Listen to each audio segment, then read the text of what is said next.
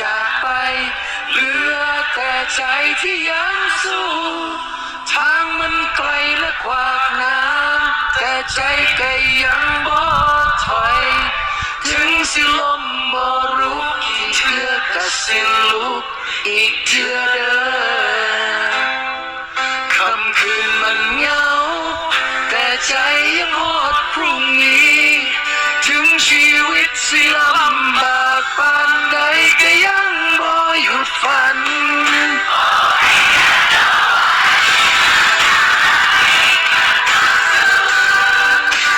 แค่จังใดก็โตคนเดียวนะ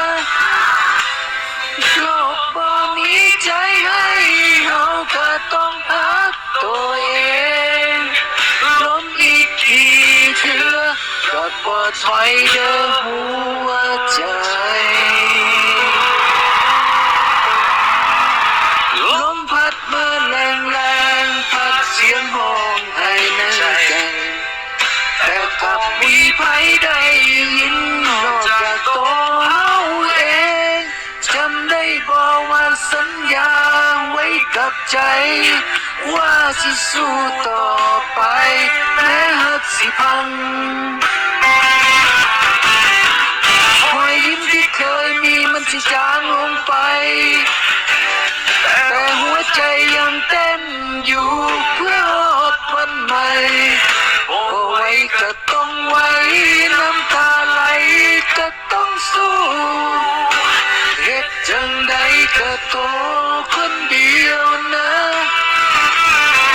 โลกบ่มีใจให้เขาก็ต้องหักตัวเองล้มอีกกี่เทื่อก็บ่ถอยเด้อหัวใจ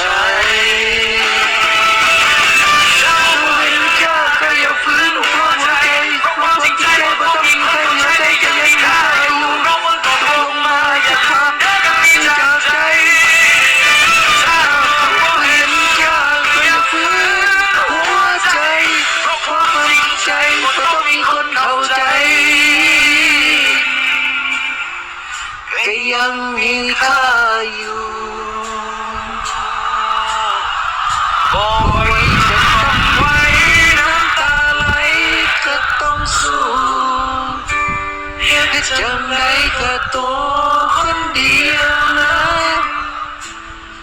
ชีวิตบ่แม่นฝันแต่เฮาสิฝันต่อได้เพราะหัวใจบ่เคยยอมตายขอบคุณเด้อพี่น้องที่นี้อบอุ่นหลาย